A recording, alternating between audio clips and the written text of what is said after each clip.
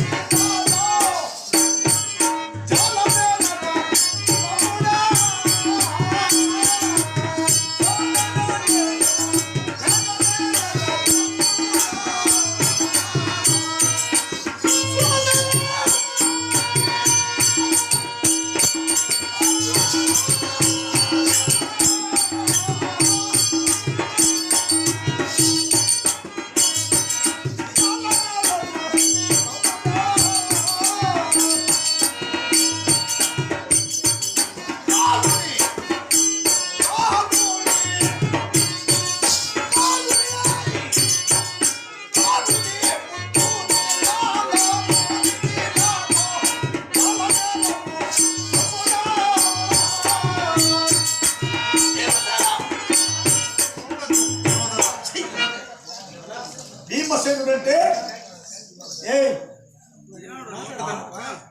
భీమసేనుడంటే పౌరుషానికి, కోపానికి, ఉద్దేశానికి, ఆవేశానికి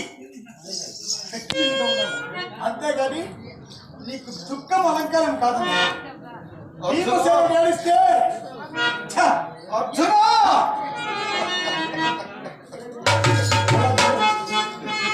ఆవేశం తలాడకుండా ఉంటున్నా. అర్జునుడు ఏం చేసిందో సోదరా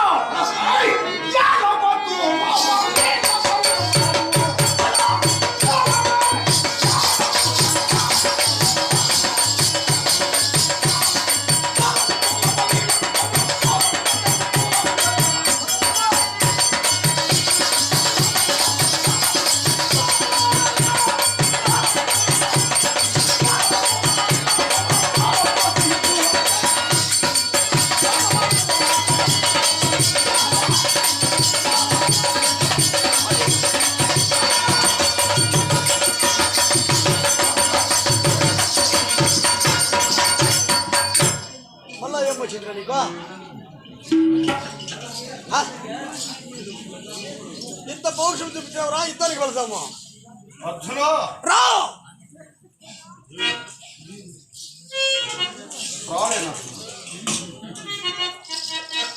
ఎందుకంటే తెలుసులే, అన్నం తక్కువ.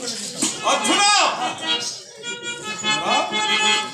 మా భావ శ్రీకృష్ణుడు, మా అన్న ధర్మరాజు. మరి నీకేమవుతారు వాళ్ళ? నాకు కూడా అన్న. నీకేమవుతారని నాకు కూడా అన్న భావే. నీ కోపం వచ్చినప్పుడల్లా వాళ్ళు మా అన్న, మా బావ. మరి మా కోపం వస్తే ఎవరికి చెప్పుకోవాలి?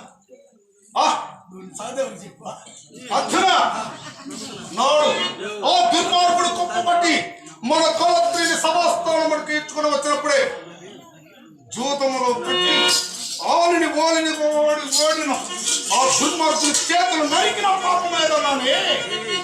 అప్పుడు నీవేమన్నావు?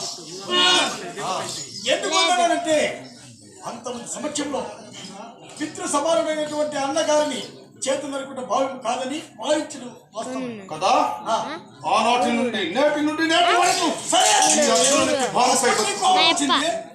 నేను వద్దన్నా. ఇప్పుడు నాకు కోపం వచ్చింది. నా పదం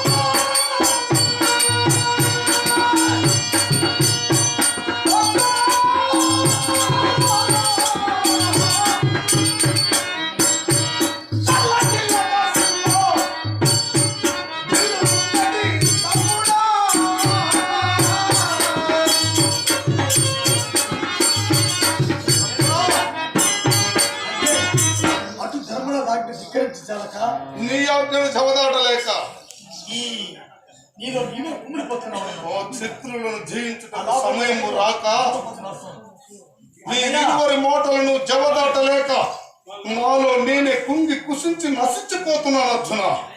అటువంటి ఆవేశం ఒక్కసారి పెళ్ళుకి తిమ్మరుగుల పాలిట శిల్ప సఫలమైతే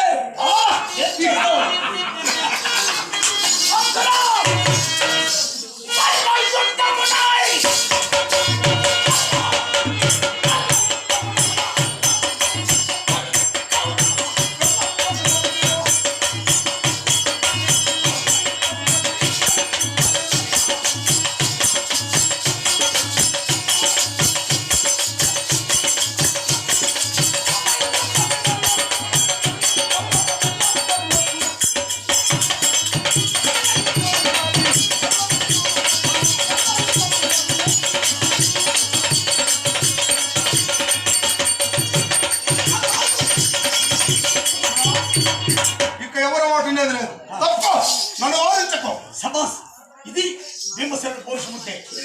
ఇప్పుడు కదా నిజమైన భీమసేనలో నేను వస్తాను.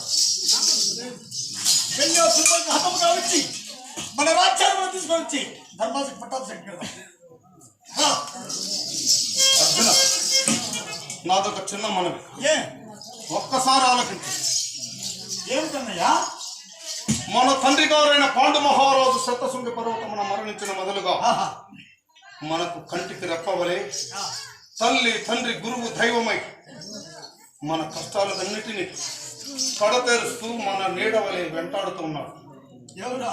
ఆ మణికొండ నిలవైన ఆజ్ఞ ఒక్కసారి